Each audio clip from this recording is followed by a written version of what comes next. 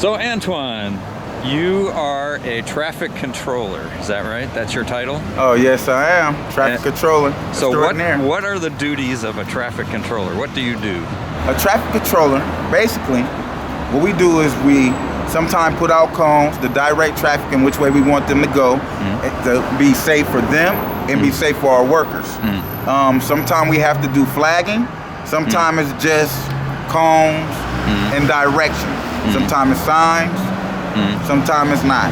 And it depends on what we're doing or how we're doing it. Say if we have someone digging a hole right here in the middle of the street, we'll put cones around it. We'll put signs warning the people ahead of time before they get there that we have work going on, that the flagger might come out, and we might have trucks coming through. And to merge left or to merge right, whichever way we want them to go. The other duties aside from traffic directing duties, like I've seen you out there sweeping up, cleaning up, for instance. You do that sometimes? Oh yeah, that's on downtime. Downtime. Okay. Yeah, on downtime, most definitely we do grab a broom and we sweep and clean up our areas. Sometimes we clean up other people's areas also if we have time. Sometimes we have a lot of time on our hands, so we actually go over there and knock things out. Okay. If someone steals one of those cones, does that come out of your paycheck? No, it doesn't come out of my paycheck, but we do have to replace the cones. Yeah. So actually the company fits the bill. Yes, okay, sir. Okay. So they have like serial numbers or GPS in them or anything like that? Oh no, but you know what? They actually need them. My cone's right here across the street. Yeah. Every morning I come, it's like 2 or 3 over on this side, like 4 or 5 down the block over Really? here. People are moving them around on you? Oh yeah, all the time, all the time. Those are like cone gremlins coming up in the middle of the night and moving your cones on you. Yeah, it happens, man. It happens. Okay. So what's the best part of your job? What's the best part of being a traffic controller? Oh man, the best part is basically meeting people. You know, Okay. Meet a lot of people. And I'm kind of different with my traffic control because if I direct someone or impede their action or wherever they're trying to go, I always throw them a thumbs up and a nice smile. And I usually get good reactions from them. Hand wave, thumbs up, you name it. Okay. But of course the converse question is, what's the worst part of your job, if you want to say? The worst part of the job is sometimes there's no action going on and you're just standing there. You're just bored to death. Yeah. And it happens a lot. It happens a lot. So how did you learn what to do in this job? Is there like a class or you just learn by doing? Somebody teach you what? Actually, when you join the laborers union, they have free classes for you. Oh, really? To learn several different trades. And traffic control is the first one that I learned because when I actually got into this industry in 2000, that's what I was doing. I started off as a pedestrian monitor because I didn't have any license or any kind of certifications or anything.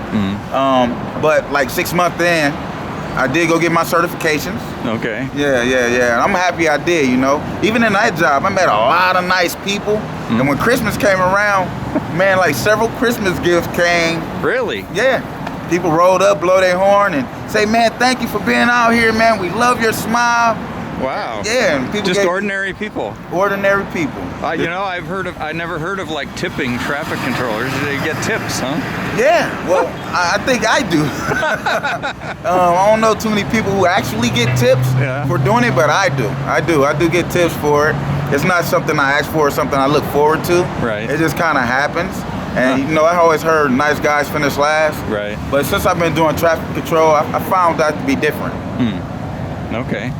So, when I'm looking at the construction site around here, I see guys in yellow. You got yellow. I see some guys in orange, different shades of orange. Sometimes I think it's like Star Trek, you know, where they got different colored uniforms. Engineering is one color. Is that true here, or is it just random? No, it's just random. It depends on the company you work for, and it depends on the individual.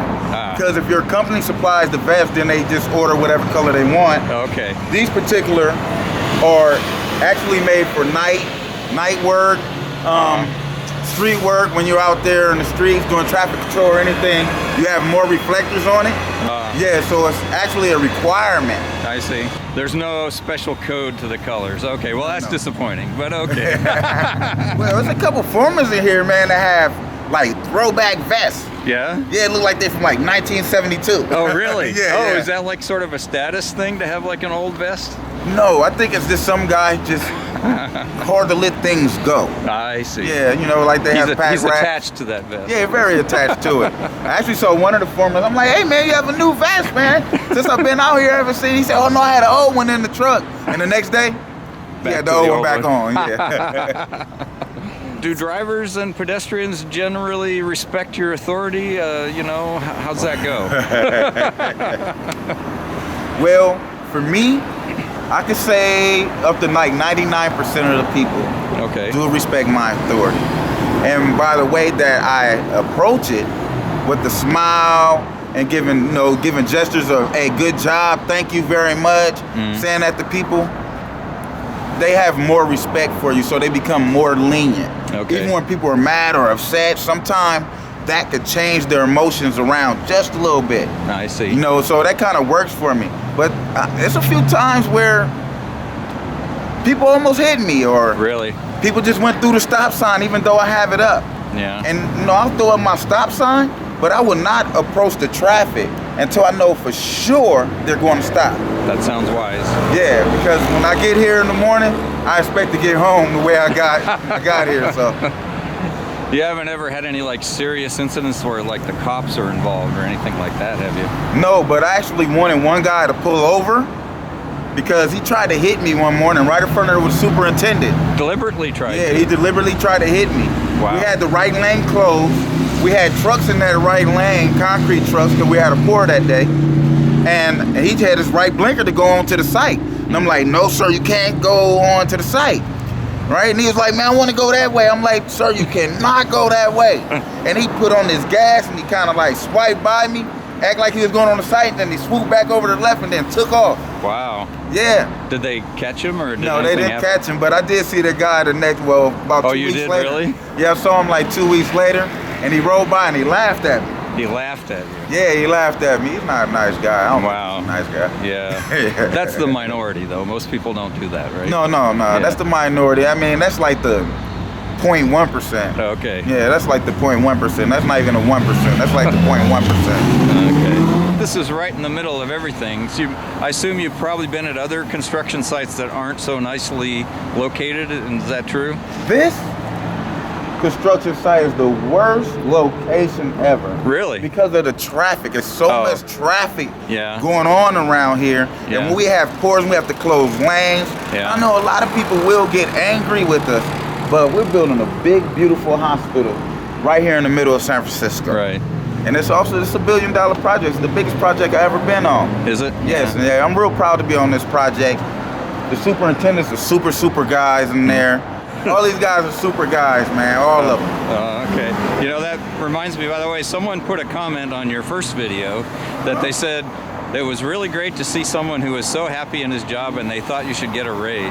Wow. That's nice to say. I think I should get a raise too, you know? I do not disagree with that comment. Most definitely not.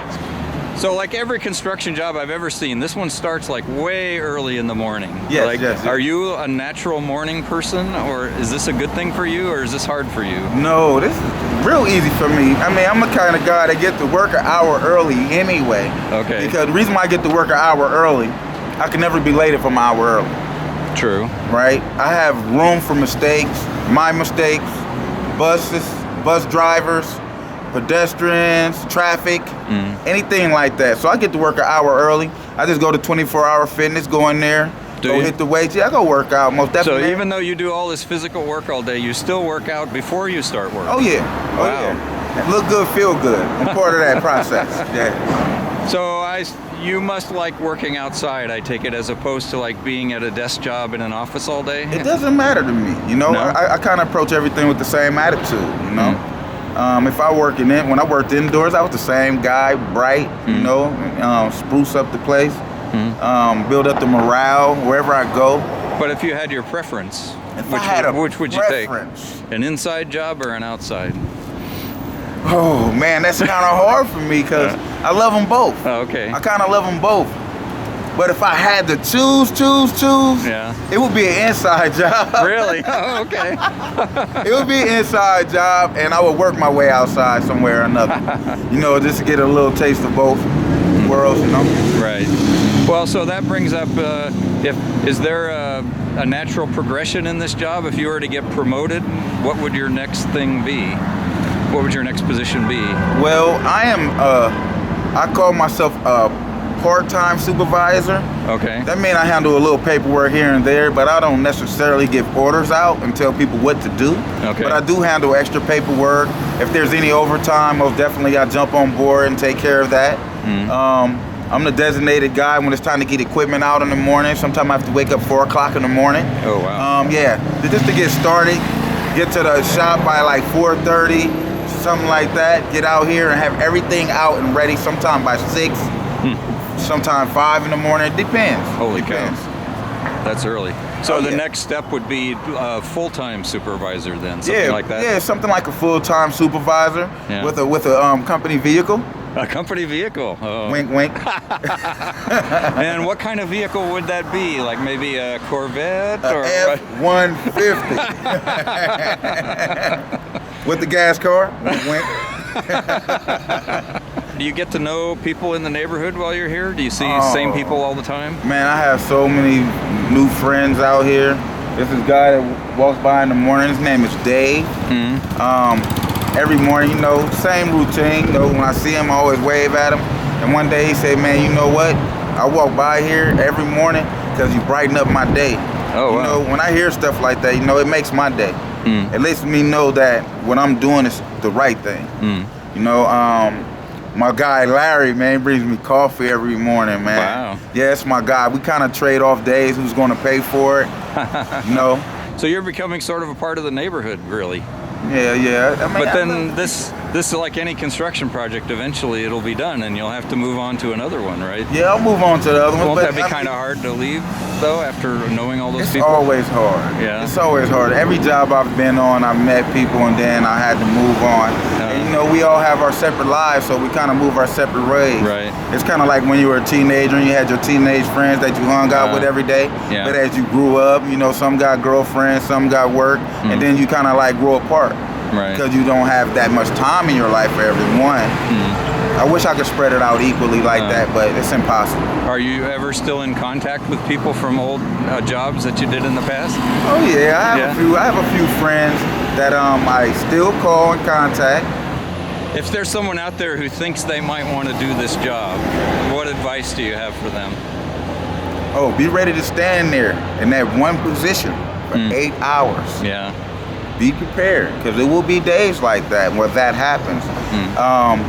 And you also have to have good reflexes. Sometimes people will try to run you over. And then some people will not be paying attention. People talking on cell phone, people adjusting their radios, and they can barely see you. So you got to be nimble and on your toes. Yeah, you have to be nimble and on your toes, and it looks like it's an easy job. People always rolling by saying, easy money!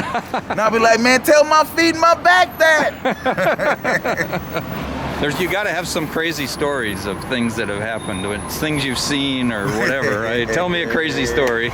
Well, we were doing night work, and we had these lights on our helmet. Oh, I've seen those, yeah. Yeah, they call halos. Halos, okay. Yeah, halos. So you had a halo. Yeah, so I had a halo on my head, and then I had a vest with lights with lights on them. Right. And I was standing on O'Farrell and Van Ness, and this guy came and he kneeled down next to me on the side of my leg. I'm like, hey man, what you doing? Then I felt the guy on this side, hey man, what you doing? They said, we're trying to take a picture. So I said, okay. They were taking an artistic picture from below. Yeah, they were like, taking from down here. Yeah, they were taking a picture like that by my leg, and the other guy came on me like this, so I just jumped in the middle, like, okay. Took the picture, man. It was great. It was great. I had fun, man. So when you're out in your spare time and you're off duty, do you ever have the urge to go out and start directing traffic all of a sudden? It's a habit. It is a habit. I see myself, I'll be at the light and I'll tell somebody, go ahead. All right, go that way. All right, stop, ma'am, you going the wrong way. Hey, your blinkers on. You need to turn your hazards off. Yeah, it's a force of habit. Yeah. And I'm not the only one. I have friends and I have family that also does traffic control, and they say they do the same thing all the time. Really? Yeah, everywhere they go. Everywhere they go, they just see themselves doing traffic control. They could be in the parking lot, on the street, doing on the crosswalk. Just listen. Say, okay, no one's coming. Go ahead, you can go by first. All right, just a second, let me go. And then walk. Okay, well, anything else you want to add in here before I close it up? I just want to say, I'm grateful for my job. I'm grateful for my life. From what I came from, I went a long ways. So I'm proud of myself. And I do tap myself on the back. And it's not to be cocky or anything, but just to remind myself where I came from. So that's why when you see me smiling and you see me happy, I'm happy from where I'm at now in life, And I just want to bring the joy that's inside of me out to the rest of you. So when you see me smile, just smile with me, And this start the contagion, man. Okay. Well, this is episode 2, so maybe someday we'll do an episode 3 and we'll get into that story or something. Oh yeah, like that. most definitely, most definitely. Hey, all right. Thank stay you. tuned. Very first question. Oh, okay. Well, what a traffic controller does. No. That's the words that you didn't hear come out my mouth.